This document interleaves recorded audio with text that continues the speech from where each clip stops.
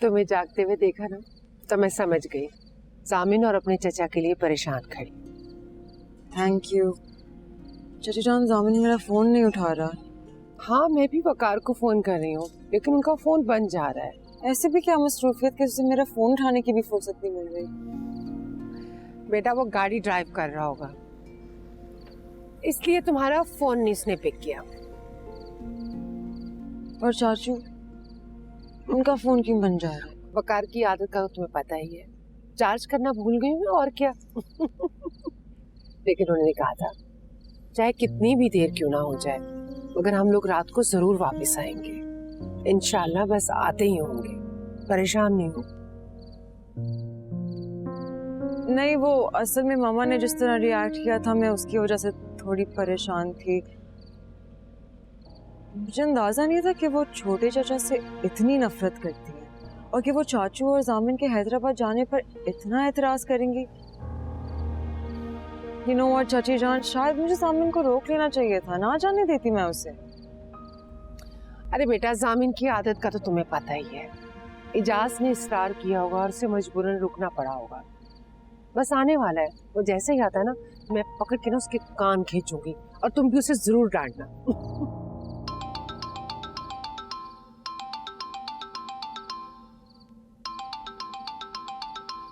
जामिन। हेलो जामिन। हेलो जामिन, तुम अभी तक घर क्यों नहीं पहुंचे हो? मैं और तुम्हारी अम्मी इतने परेशान है। मैं तुम्हें कितनी कॉलें भी की, तुम मेरा फोन ही नहीं उठा रहे हो और चाचू का फोन डेड जा रहा है। प्रीमिया, बहुत बड़ी प्रॉब्लम हो गई है यार। कैसी प्रॉब्लम? क्या हुआ जामिन, बोलो। हरीम एजाज से का इंतकाल हो गया। क्या?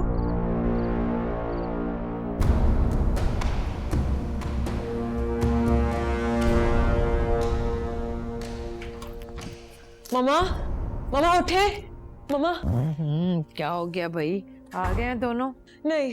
क्या हो गया? तुम क्यों इतनी परेशान लग रही हो? मामा, एजाज चाचा का इंतकाल हो गया है। क्या? जामिन की अभी कॉल आई थी, वही बता रहा था मुझे। लेकिन वो लोग तो शादी में गए हैं। जामिन ने ज्यादा तफसील से कोई बात नहीं की, बस यही कहा कि एजाज चाचा का इंतकाल हो गया है और कि वो लोग अभी नहीं आ सकते वापस और कि और क्या? चाचू को एक मैसेज भी दिया है। कैसा मैसेज? वो कह रहे थे कि हमें भी जाना चाहिए वहाँ। वकार का दिमाग खराब हो गया, हम क्या करेंगे वहां जाकर? मामा, जो भी है आखिर वो हमारे सगे रिश्तेदार थे, बाबा के छोटे भाई थे वो। तुम आधी रात को मुझे ये मत बताओ कि कौन हमारा सगा रिश्तेदार था और कौन नहीं। जब बाबा वापस आएंगे आप उन्हें क्या जवाब देंगे? तुम बाबा की फिक्र मत करो, मैं बात कर लूंगी। तुम जाओ, जाकर आराम करो अपने कमरे में, जाओ। और सुनो, मुन्नज़ा को भेज देना। जी।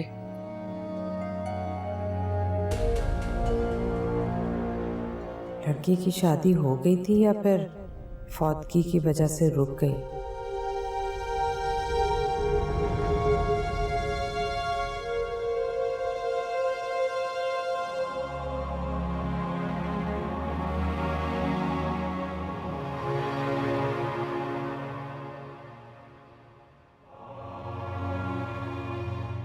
सहर बेटा, रुखसती का वक्त आ गया। अपने अब्बा को रुखसत। नहीं बेटा, मेरे बाबा कहीं नहीं जाएंगे। सहर बेटा, मेरे बाबा कहीं नहीं जाएंगे।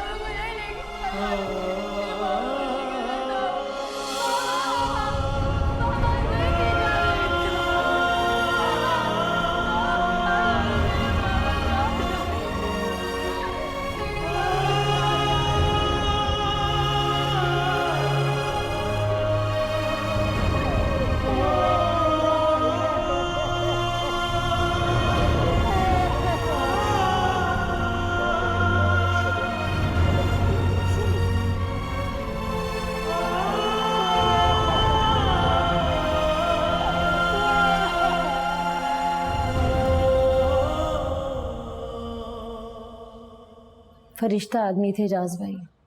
मोहल्ले में आज तक उन्हें किसी ने ऊंची आवाज में बात करते हुए नहीं सुना था। अल्लाह उनके दर्जात बुलंद करे। आमीन। मौत को किसी से मफर नहीं। आपने वैसे ही जन्नत कमा ली भाई साहब। एक मरते हुए इंसान की आखिरी ख्वाहिश पूरी करना बहुत बड़ा नेकी का काम है। मुझे पूरा यकीन है आप लोग सहर बेटी का बहुत ख्याल रखेंगे। जामिन बेटा, उसने रो रो कर अपनी हालत तबाह कर ली है। मैंने और मेरी बेटी ने बहुत कोशिश की मगर वो कुछ नहीं खा रही। तुम उसके पास जाओ, अब तो तुम उसके शौहर हो, तुम कहोगे तो वो खा लेगी।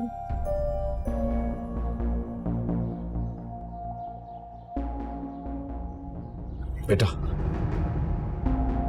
तुम बैठो, मैं समझाता हूं उसको।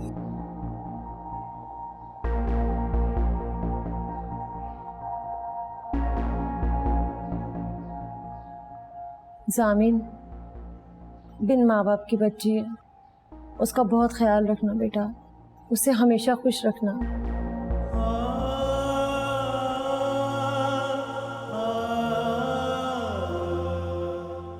सहर बेटा,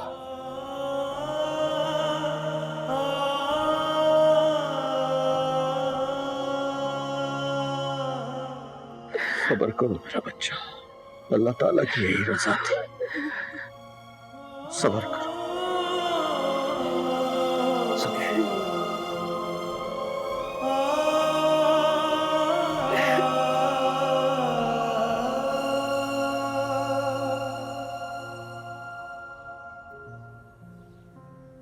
सहर बेटा, कल सोयम के बाद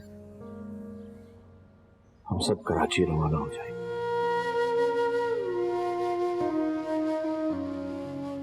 बेटा बस अपनी जरूरत की चंद चीजें और कुछ कपड़े रख लेना, बाकी सामान ले जाने की जरूरत नहीं।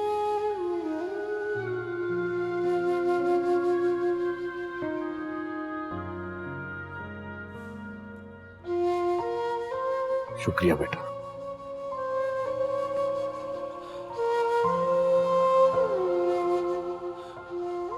खाना खा लो। मुझे भूख नहीं है ताया। बेटा मैं तुम्हारा ताया हूं, बल्कि अब तो मैं तुम्हारे बाप की जगह मेरी इतनी छोटी सी बात नहीं मानोगी। खा लो।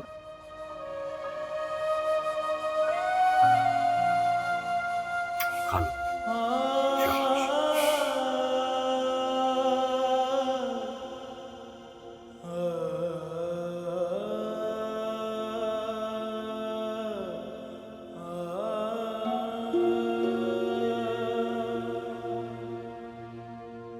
आपने काम फंसा दिया है बाबा मुझे। क्या किया आपने मेरे साथ?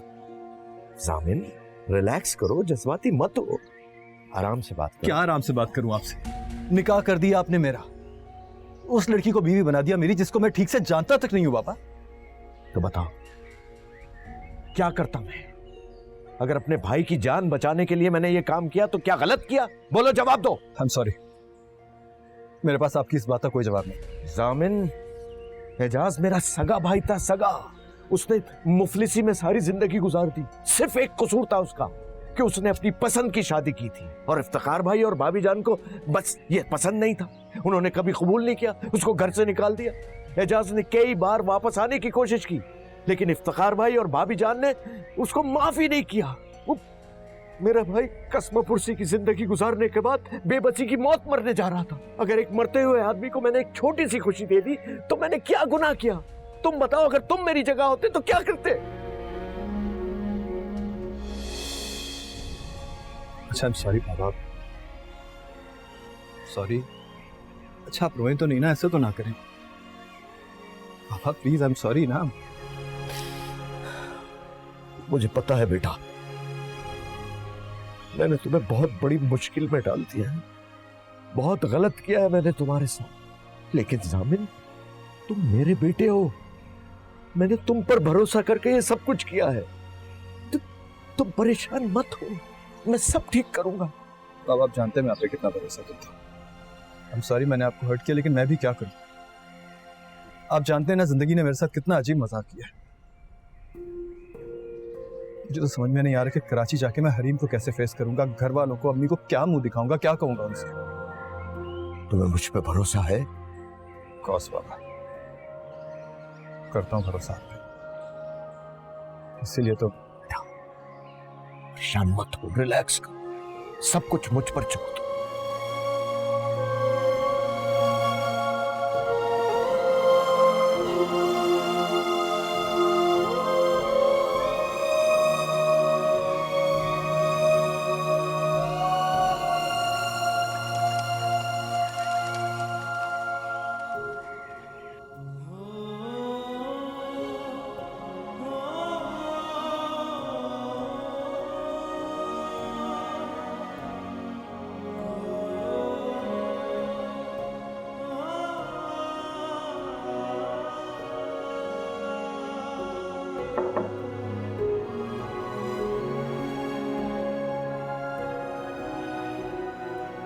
सामान लेने आए।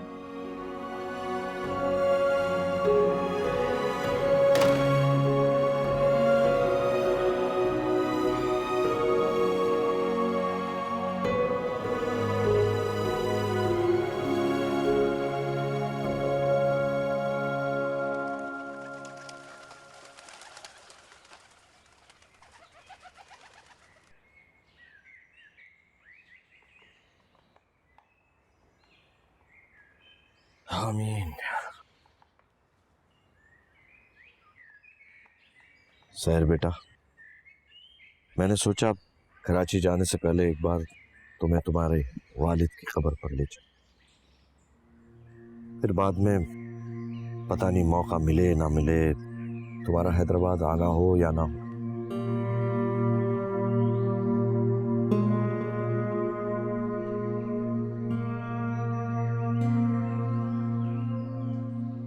सहर बेटा, एक बहुत जरूरी बात करनी थी तुमसे। वो तुम्हारे घर में बात करने का मौका ही नहीं मिला। सहर बेटा, तुम मेरे मरूम भाई की निशानी हो, बिल्कुल मेरी बेटी जैसी हो, बल्कि मेरी बेटी ही हो। बेटा, अब तुम मेरी जिम्मेदारी हो। मैं तुम्हें कोई तकलीफ नहीं पहुंचने दूंगा, हमेशा तुम्हारा ख्याल रखूंगा। बेटा, जिन हालात में तुम्हारी और जामिन की शादी, मेरा मतलब है तुम दोनों का निकाह हुआ, उन हालात में तो ज़हनी तौर पर हम में से कोई भी तैयार नहीं था, ना जामिन, ना मैं, और ना ही शायद तुम। अरे हम तो तुम्हारी शादी में शरीक होने हैदराबाद आए थे, लेकिन खैर जो होना था वो हो गया। बेटा सर, मैं तुमसे ये कहना चाह रहा हूँ, जैसे अचानक तुम और जामिन इस निकाह के बंधन में बंध गए और तुम्हें एक दूसरे को समझने में थोड़ा सा वक्त लगेगा, और ऐसा ही वक्त तुम्हें जामिन की माँ और उस घर में रहने वालों को भी देना पड़ेगा। मेरा मतलब है बेटा, कराची पहुंचकर तुम्हें अपनी ताई और बाकी सब घर वालों से अपने और जामिन के निकाह को छुपाना पड़ेगा।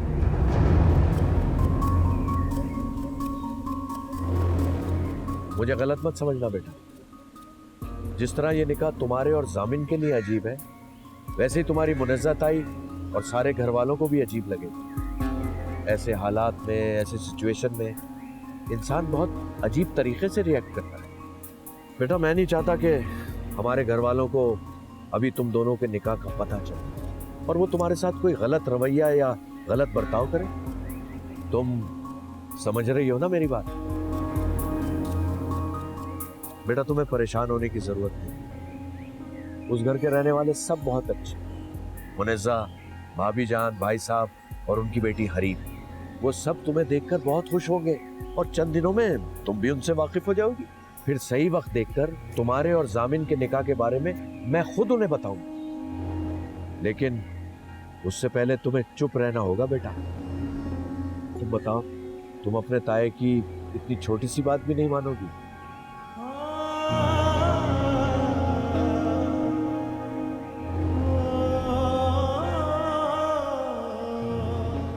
जी शाबाश बेटा, मुझे उम्मीद है कि तुम अपना वादा हर हाल में याद रखोगे। थोड़ा सा तो हक मेरा तुझ पे रहने दे पिया, झूठ मूठ ही सही पर अपना कहने दे पिया।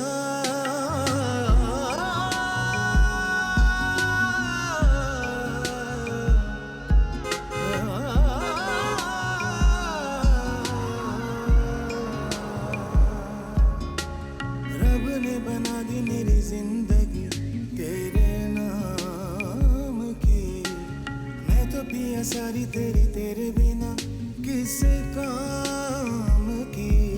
कोई शिकवा करो पर बात करो, दर्द बांटने दो मेरे साथ रहो। अस्सलाम वालेकुम अरे चाचू। मेरी बेटी, कैसी है हरीम बेटा? मैं ठीक हूँ, आप कैसे हैं? ठीक हूँ। जामिन तुम क्या कर रहे हो? ये बैग किसका है?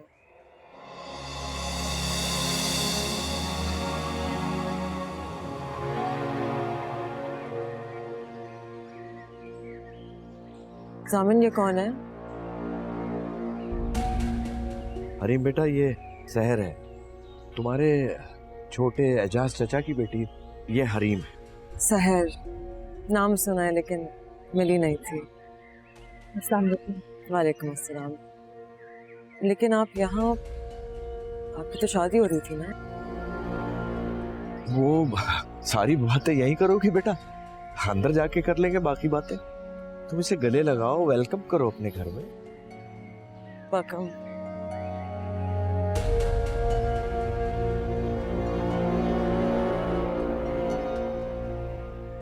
चाचू उससे क्या हुआ? ये तो मुझसे मिले बगैर ही अंदर चला गया।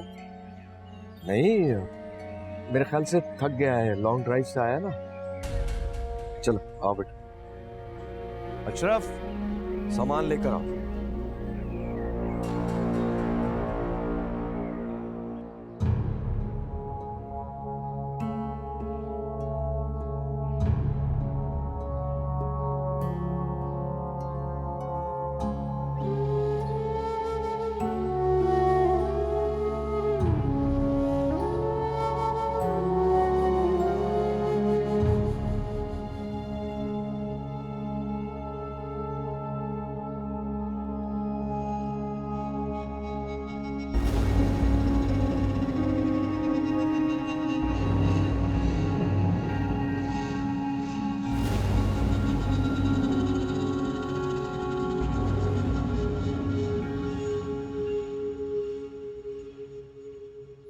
एक तो आप 3 दिन के बाद आए, ऊपर से बिन बुलाए मेहमान को भी साथ ले आए। इतना लंबा सफर करके आया हूँ, कम से कम सांस तो लेने दो मुझे। मेरा सांस हलक में अटका हुआ है और आपको अपनी सांस की पड़ी है।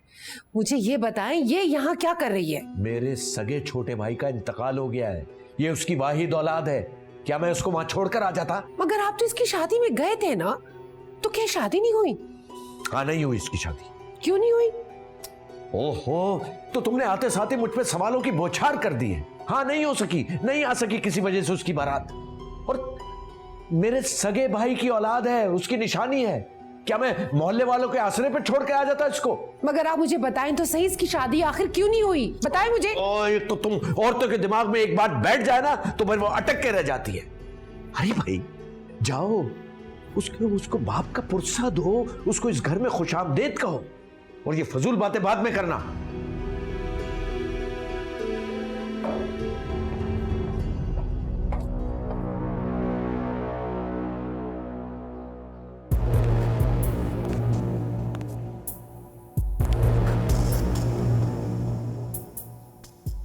अस्सलाम वालेकुम। एजाज अहमद की बेटी हो? जी। इन्ना लिल्लाहि व इन्ना इलैहि राजिऊन। अल्लाह तुम्हारे बाप को गरी के रहमत करे। मगर यहाँ क्या कर रही हो? वो मुझे वकार ताया अपने साथ लेकर आया। हैरत है, लेकिन खैर, तुम पानी वानी पियो, मगर आपने ये बक्सा मत खोलना। मैं बात करती हूँ वक़ार अहमद से। तुम्हें जाना होगा, तुम मेरे घर में नहीं रह सकती।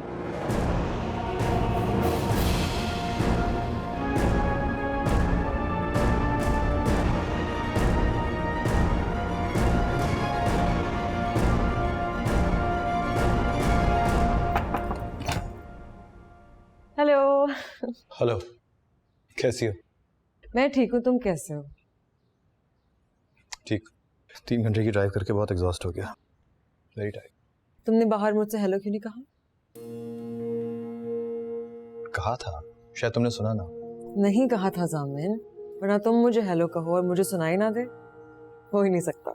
अच्छा, मेरा तो ख्याल है कहा था, लेकिन चलो अगर नहीं कहा था तो फिर कह देता। हेलो, कैसी हो? I am good, thanks.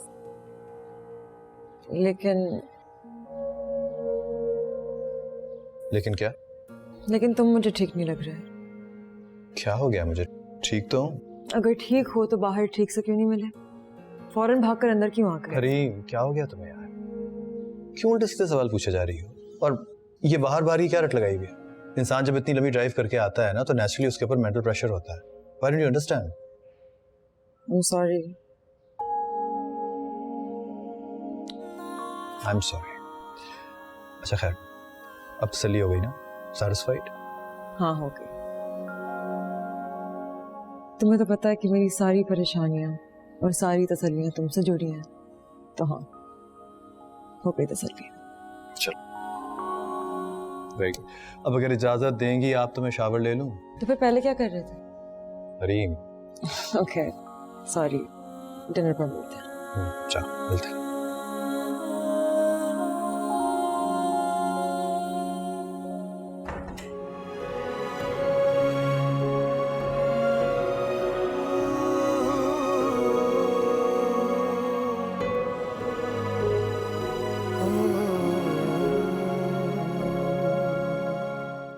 मुझे तुम पर बहुत हैरत हो रही है वक़ार अहमद। हैरत के साथ साथ मुझे गुस्सा भी आ रहा है। तुम मुझसे छुपकर हैदराबाद चले गए, बता देते तो रोक लेती, मैं मना करती जाने से। ये बात नहीं है भाभी जान। तो फिर क्या बात? दरअसल मैं आप बस वक़ार अहमद, छोड़ो। जो गुजर गई सो गुजर गई। तुम इस लड़की को मेरे घर क्यों ले आए, जबकि तुम्हें पता है कि इसके बाप ने मेरे साथ क्या किया था? सब खुदा का, मैं अब ऐसी काफिर दिल इंसान नहीं हूं जो एक मरे हुए इंसान की बुराइयां करूं। मैंने तो उसकी बेटी के मुंह पर उसके बाप के लिए इन्ना लिल्लाह भी पढ़ ली, दुआ भी कर दी, मगर वक़ार अहमद ये मेरे सब्र और ज़ब्त का इम्तिहान है। भाभी, मैं इस लड़की को अपने घर रहने की इजाजत नहीं दे सकती। भाभी अगर आप तहम्मुल से मेरी बात सुन लेंगी ना तुम मुझे सब्र और तहम्मुल का पाठ मत पढ़ाओ वक़ार अहमद। पूरी दुनिया में एजाज अहमद वो मौजू और इंसान है जिसका जिक्र आते ही मेरे तन बदन में आग लग जाती है, आग। इससे पहले कि तुम आग बुझाने वालों को बुलाओ, इस लड़की को कहीं और ले जाओ। मैं इससे एक रात भी अपने घर में गुजारने की इजाजत नहीं दे सकती। बस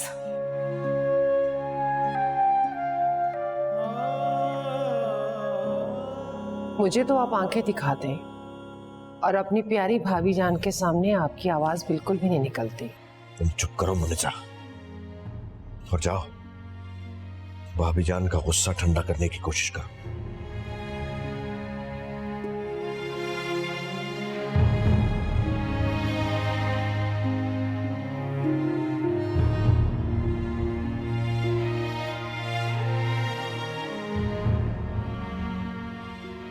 अस्सलाम वालेकुम। जो तुम्हारे एजाज में इस्तकबालिया खुतबा दिया गया है वो तो तुमने सुन लिया है ना? आप मुनज़्ज़ात आई हैं? वही हूँ। आप प्लीज़ वक़ार ताया से कहें कि मुझे हैदराबाद वापस भेज दें। क्यों? वहाँ तुम्हारे मामू या खाला हैं? नहीं, कोई तो रिश्तेदार होगा ना, किसी का तो अता पता है तुम्हारे पास। यानी पीछे कुआं और आगे खाई। तुम्हें यहाँ सोच समझ कर आना चाहिए था। बिना सोचे समझे आ गई हो तो हर तरह के हालात के लिए खुद को तैयार रखो। मैं भाभी जान के पास जा रही हूँ उन्हें मनाने के लिए। अगर उन्होंने मेरी बात मान ली तो वो तुम्हें यहाँ रहने की इजाज़त दे देंगी। अगर मैं इसमें कामयाब हो गई तो ये मेरा पहला एहसान होगा तुम पर। वैसे एहसान गिनवाना मुझे अच्छा नहीं लगता और एहसान फरामोश लोग मुझे पसंद नहीं है।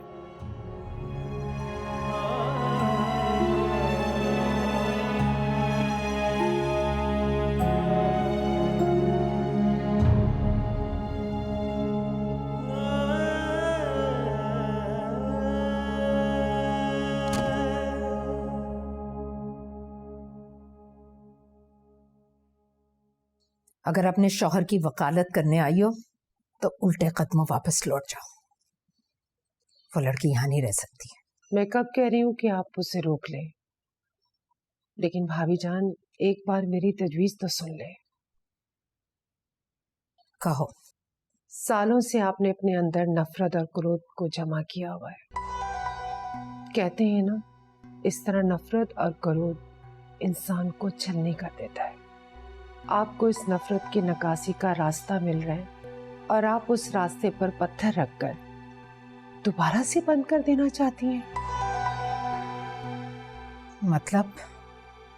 इजाज अहमद आपकी बहन का कातिल था और खुदा की कुदरत देखिए, आज उसी कातिल की बेटी आपके दरवाजे पे खड़ी है।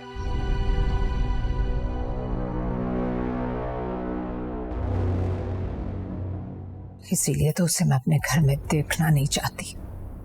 जब जब मैं उसे देखूंगी मुझे एजाज अहमद याद आएगा और जब जब वो याद आएगा मेरी मरी बहन की याद मेरा दिल छलनी कर देगी। मैंने कह दिया, मैं उस लड़की पर रहम नहीं खाऊंगी। तो कौन कह रहा है कि आप उस पर रहम खाएं? मत खाइए रहम, मगर उसे यहाँ से जाने भी मत दीजिएगा। आप अपनी बहन के कत्ल का उससे बदला लीजिएगा। बरसों से जो आपके दिल में आग चल रही है उसे तस्कीन पहुंचेगी और आपके दिल को करार।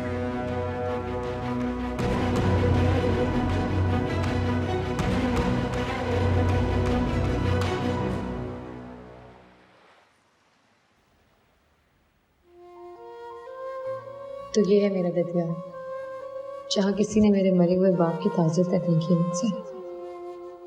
वकार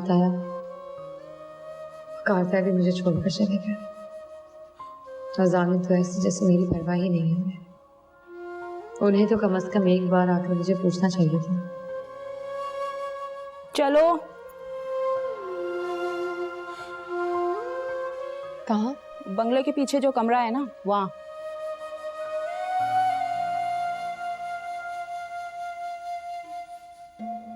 अगर तुम ये अपना कपड़ों का बक्सा खुद उठा लो तो तुम्हारी बड़ी मेहरबानी होगी। मैं अकेली जान हूं इस जहाज जैसे घर में। कम से कम तुम तो मुझसे काम मत करवाओ।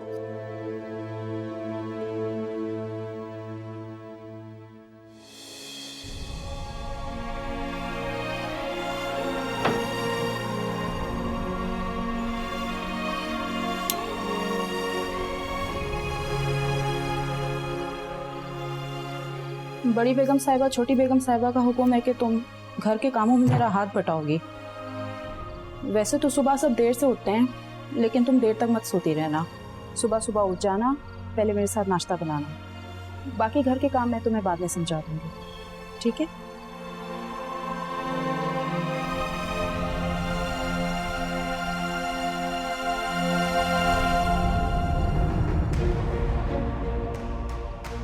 मेरे भाई को मरने से बचा लो, शहर से शादी कर लो। मेरे भाई ने अपनी जिंदगी में कोई खुशी नहीं देखी और मैं उसको इस बेसुकूनी मौत मरते नहीं देख सकता। तुम मुझे सब्र तहम्मुल का पाठ मत पढ़ाओ वकार अहमद। पूरी दुनिया में एजाज अहमद वो मौजू और इंसान है जिसका जिक्र आते ही मेरे तन बदन में आग लग जाती है, आग। वकार अहमद आपका निकाह शहर एजाज अहमद बिनते एजाज अहमद से हक में 50,000 रुपया गैर मुअज्जल अदा किया जाता है। क्या आपको ये लिखा कबूल? कबूल। बाबा क्या हुआ?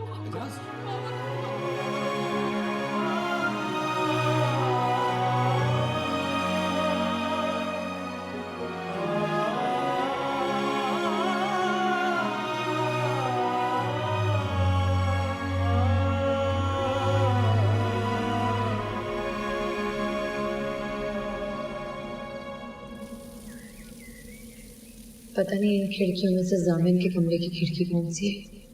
रिकॉर्ड है का कमरा कहाँ होगा। मुझे उनके पास सुबह सलाम करने जाना चाहिए। शायद मेरी शक्ल देखकर उन्हें याद आ जाए कि वो मुझे अपने साथ लेकर आए थे। हाय कजिन। अस्सलाम वालेकुम। वालेकुम अस्सलाम। इतनी सुबह सुबह उठ जाती हो? मैं तो हमेशा जल्दी उठती हूँ। चलो good. I am so sorry यार, रात को मैं तुम्हारे साथ बैठ ही नहीं पाई। वो असल में मैं पहले जामिन से मिलने चली गई थी, फिर यूके से मेरी एक फ्रेंड की व्हाट्सएप कॉल आ गई थी। वो जब भी शॉपिंग करके आती है ना, मुझे लाजमी 2 घंटों के लिए वीडियो कॉल तो करती है और अपनी हर एक खरीदी हुई चीज़ को मुझे बार बार दिखाती है। अच्छा खैर, तुम्हें नींद सही से आ गई थी? कोई मसला तो नहीं हुआ? नई जगह में होता है ना। हाँ ठीक कह रही हैं। सहर, आई एम सो सॉरी, मैं रात को कंडोलेंस देने भी नहीं आ सकी। वो छोटे चाचा का सुनकर बहुत अफसोस हुआ। बस अल्लाह की यही मर्जी थी। तो तुम उनकी इकलौती बेटी हो, कोई बहन भाई नहीं है? तो हुआ क्या था? आई मीन चाचा की डेथ कैसे हो? आई एम सो सॉरी, कितनी स्टूपिड हूँ मैं। बार बार तुम्हें उन्हीं बातों की याद दिला रही हूँ जिन्हें तुम भूलने की कोशिश कर रही हो। कॉफ़ी पियोगी? तुम्हारे लिए चाय मंगवाऊँ? नहीं कुछ नहीं चाहिए, थैंक यू। अच्छा चलो अंदर, मेरे लिए फैजाना नाश्ता बना रही है, तुम भी मेरे साथ आके नाश्ता करके चलो ना। अरे आराम से फरजाना, प्लेट तोड़ने का इरादा है क्या? गलती हो गई हरी बीबी जी, माफ कर दे। चलो कोई बात नहीं, जल्दी से सहर के लिए चाय बना के ले आओ। जी लाती हूँ। तुम हमेशा इतना कम बोलते हो या नए घर नए लोगों की वजह से थोड़ा झिझक रही हो? आप शायद दोस्ती जल्दी कर लेती हैं। बुरी बात है क्या? नहीं बुरी बात तो नहीं है, अच्छी बात है। आप कहोगी मुझे? सुनो, तुम वैसे भी आई थिंक चंद दिनों के लिए आई हो,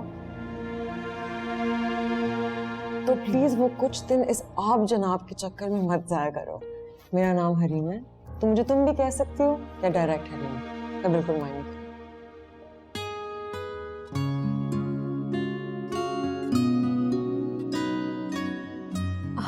गुड मॉर्निंग सामियान।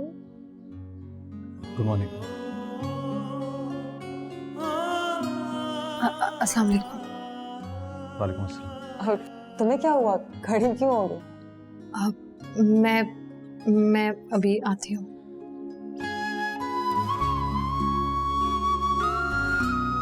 अरे इससे क्या हुआ? तुम्हें तो देखते ही ना।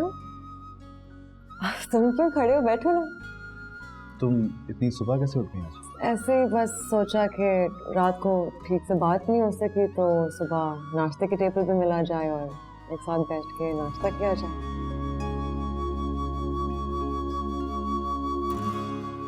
बड़ी बेगम साहिबा छोटी बेगम साहिबा का हुक्म था कि तुम मेरे साथ सुबह नाश्ता बनाओगी। मैं रोज रोज तुम्हारे लिए नाश्ते की ट्रे नहीं सजा सकती, समझी? अब खड़ी क्यों हो? यहाँ आओ, बर्तन धो, और भी बहुत सारे काम है करने वाले।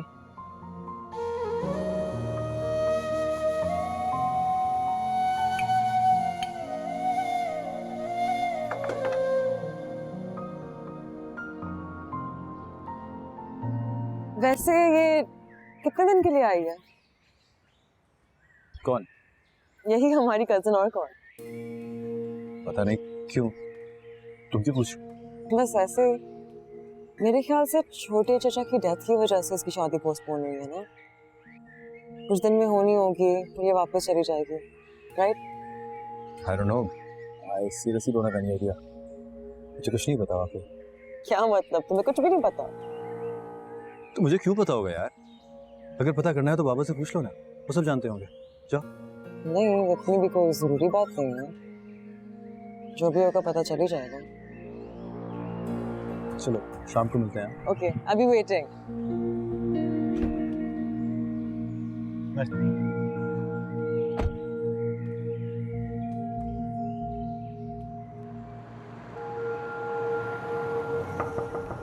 आ जाओ।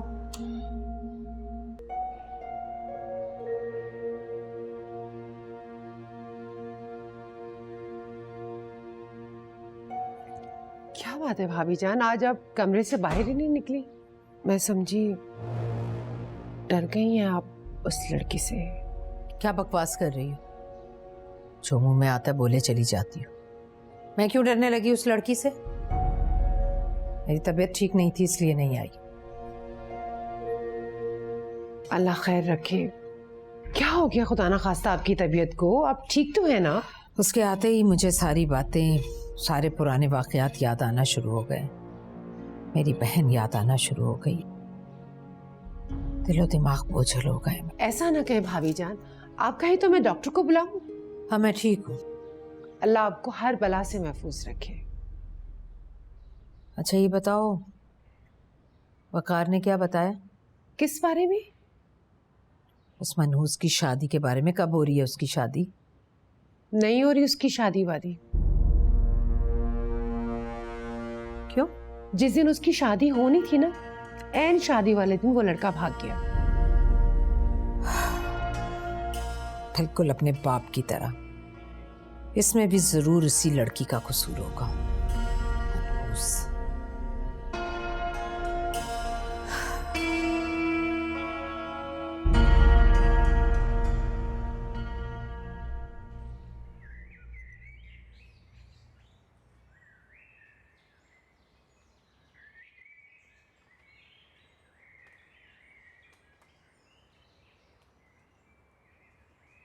वाह, ठाठ तो मुलाहिजा हो मोहतरमा के। बड़ी शान से बैठी हो। अस्सलाम वालेकुम। माना कि तुम यतीम मस्कीन हो, लेकिन मेरी एक बात गौर से सुनो। ये मेरा घर है, कोई यतीम खाना नहीं। अगर तुम्हें यहाँ रहना है तो अपनी हद में रहना होगा। रुको, जब तक मैं कहूं ना तुम मेरे सामने से जाओगी नहीं। अच्छा ये बताओ, दुल्हा क्यों भागा तुम्हारा? तुम्हारा किसी से चक्कर था या फिर उसका? मैं तुमसे कुछ पूछ रही हूं, मुंह में जबान नहीं, या फिर बताना नहीं चाहती तुम?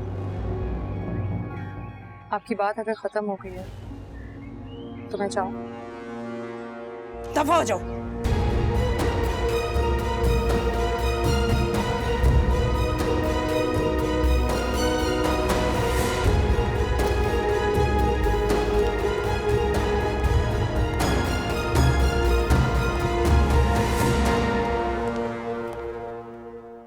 बाबा आपने कहा था वापस जाते ही सब कुछ संभाल लेंगे। क्या हो रहा है मेरे साथ? ये सब कुछ क्यों हो रहा है? क्या हुआ है? किसी ने तुमसे कुछ कहा है क्या? हरीम बाबा इतने उल्टे सीधे चुपते हुए सवाल कर रही है मुझसे कि मुझे कुछ समझ में नहीं आ रहा कि मैं क्या जवाब दूं। बाबा मैंने आज तक उससे कभी कोई बात नहीं छुपाई, कभी झूठ नहीं बोला, लेकिन ये बात। बेटा प्लीज मुझे थोड़ा सा वक्त दो, मैं सब हैंडल कर लूंगा। इफ्तिखार भाई वापस आने वाले हैं, मैं सब संभाल लूंगा। तुम रिलैक्स रहो प्लीज। भाई आपके लिए इतना आसान होगा? हाँ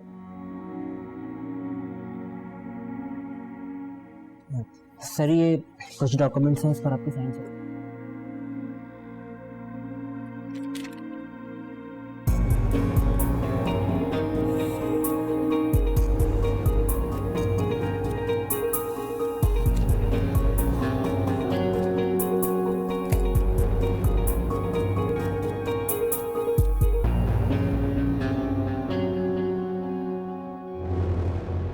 हाय कजन, कैसी हो?